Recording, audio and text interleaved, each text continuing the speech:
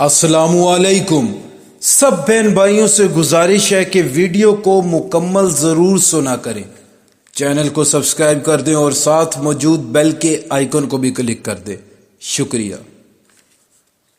غرض، قریش مایوس ہو کر غار ثور سے ہٹ آئے اور ساحلی علاقوں کی طرف چلے گئے۔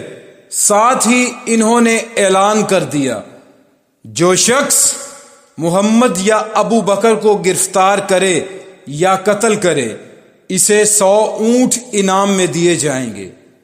آپ صلی اللہ علیہ وآلہ وسلم اور حضرت ابو بکر صدیق رضی اللہ تعالی عنہ اس غار میں 3 دن تک رہے۔ اس دوران ان کے پاس حضرت ابو بکر رضی اللہ تعالی عنہ کے بیٹے عبداللہ رضی اللہ تعالی عنہ بھی آتے جاتے رہے۔ یہ اس وقت کم عمر تھے مگر معمولات کو سمجھتے تھے۔ اندھیرا پھیلنے کے بعد یہ غار میں آ جاتے اور اندھیرے فجر کے وقت وہاں سے واپس آ جاتے۔ اس سے قریش یہ خیال کرتے کہ انہوں نے رات اپنے گھر میں گزاری ہے۔ اس طرح قریش کے درمیان دن بھر جو باتیں ہوتی یہ ان کو سنتے اور شام کو آپ صلی اللہ علیہ وآلہ وسلم کے پاس پہنچ کر بتا دیتے۔ حضرت ابو بکر صدیق رضی اللہ تعالی عنہ کے ایک غلام حضرت عامر بن فہیرہ رضی اللہ تعالی عنہ تھے۔ یہ پہلے طفیل نامی ایک شخص کے غلام تھے۔ جب یہ اسلام لے آئے تو طفیل نے ان پر ظلم ڈھانے شروع کیا۔ اس پر حضرت ابو بکر صدیق رضی اللہ تعالی عنہ نے اس سے انہیں خرید کر آزاد کر دیا۔ یہ حضرت ابو بکر رضی اللہ تعالی عنہ کی بکریاں چرایا کرتے تھے۔ یہ بھی ان دنوں غار تک آتے جاتے رہے۔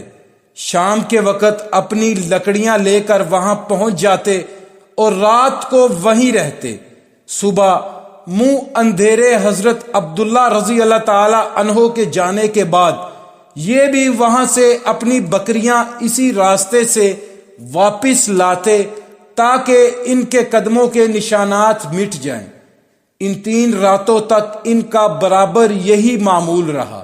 یہ ایسا حضرت ابو بکر صدیق رضی اللہ تعالی عنہ کی ہدایت پر کرتے تھے۔ حضرت عبداللہ رضی اللہ تعالی عنہ کو بھی حضرت ابو بکر رضی اللہ تعالی عنہ نے ہی یہ حکم دیا تھا کہ وہ دن بھر قریش کی باتیں سنا کرے اور شام کو انہیں بتایا کرے۔ عامر بن فہیرہ رضی اللہ تعالی عنہ کو بھی یہ ہدایت تھی کہ دن بھر بکریاں چرایا کرے اور شام کو غار میں ان کا دودھ پہنچایا کرے۔ حضرت ابو بکر صدیق رضی اللہ تعالی عنہ کی بیٹی اسما رضی اللہ تعالی عنہا بھی شام کے وقت ان کے لیے کھانا پہنچاتی تھی۔ ان 3 کے علاوہ اس غار کا پتہ کسی کو نہیں تھا۔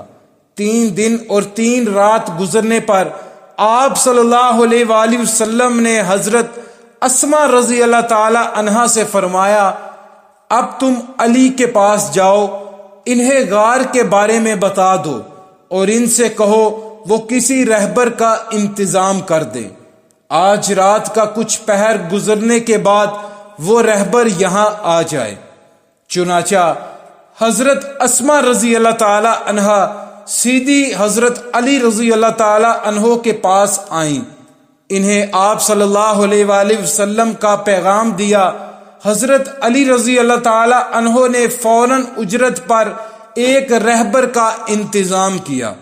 اس کا نام عریقت ابن عبداللہ لیشی تھا۔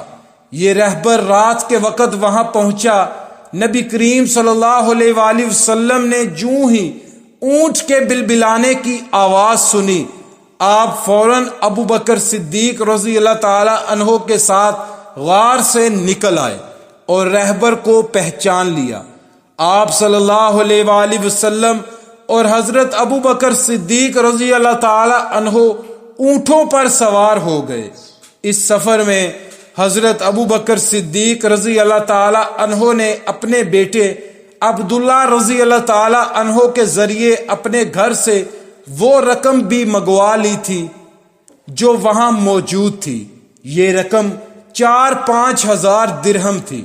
جب حضرت ابو بکر صدیق رضی اللہ تعالی عنہ مسلمان ہوئے تھے تو ان کے پاس 40-50 ہزار درہم تھے۔ گویا یہ تمام دولت انہوں نے اللہ کے راستے میں خرچ کر دی تھی۔ جاتے وقت بھی گھر میں جو کچھ تھا منگوا لیا۔ ان کے والد ابو قحافہ رضی اللہ تعالی عنہ اس وقت تک مسلمان نہیں ہوئے تھے۔ ان کی بینائی ختم ہو گئی تھی۔ وہ گھر آئے تو اپنی پوتی حضرت اسما رضی اللہ تعالی عنہا سے کہنے لگے، میرا خیال ہے ابو بکر اپنی اور اپنے مال کی وجہ سے تمہیں مصیبت میں ڈال گئے ہیں۔ مطلب یہ تھا کہ جاتے ہوئے سارے پیسے لے گئے ہیں۔ یہ سن کر حضرت اسما رضی اللہ تعالی عنہا نے کہا، نہیں بابا، وہ ہمارے لیے بڑی خیر و برکت چھوڑ گئے ہیں۔ حضرت اسما رضی اللہ تعالی عنہا کہتی ہیں، اس کے بعد میں نے کچھ کنکر ایک تھیلی میں ڈالے اور ان کو طاق میں رکھ دیا۔ اس میں میرے والد اپنے پیسے رکھتے تھے۔ پھر اس تھیلی پر کپڑا ڈال دیا اور اپنے دادا کا ہاتھ ان پر رکھتے ہوئے میں نے کہا، یہ دیکھیے روپے یہاں رکھے ہیں۔ ابو قحافہ رضی اللہ تعالی عنہ نے اپنا ہاتھ رکھ کر محسوس کیا اور بولے، اگر وہ یہ مال تمہارے لیے چھوڑ گئے ہیں تب فکر کی کوئی بات نہیں، یہ تمہارے لیے کافی ہے۔ حالانکہ حقیقت یہ تھی کہ والد صاحب ہمارے لیے کچھ بھی نہیں چھوڑ گئے تھے۔ نبی کریم صلی اللہ علیہ وآلہ وسلم کے ہجرت کر جانے کی خبر ایک صحابی حضرت حمزہ بن جندب رضی اللہ تعالی عنہ کو ملی تو کہنے لگے، اب میرے مکہ میں رہنے کی کوئی وجہ نہیں۔ پھر انہوں نے اپنے گھر والوں کو بھی ساتھ چلنے کا حکم دیا۔ یہ گھرانہ مدینہ منورہ کے لیے نکل کھڑا ہوا۔ ابھی تنعیم کے مقام تک پہنچا تھا کہ حضرت حمزہ رضی اللہ تعالی عنہ انتقال کر گئے۔ اس واقعے پر اللہ تعالیٰ نے آیت نازل فرمائی، اور جو شخص اپنے گھر سے اس نیت سے نکل کھڑا ہوا کہ اللہ اور رسول کی طرف ہجرت کرے گا، پھر اسے موت آ پکڑے، تب بھی اس کا ثواب اللہ تعالیٰ کے ذمے ثابت ہو گیا۔ اور اللہ بڑے مغفرت کرنے والے ہیں، بڑے رحمت کرنے والے ہیں۔ اللہ پاک پڑھنا اور سننا قبول فرمائے، اللہ پاک کمی کوتاہی معاف فرمائے۔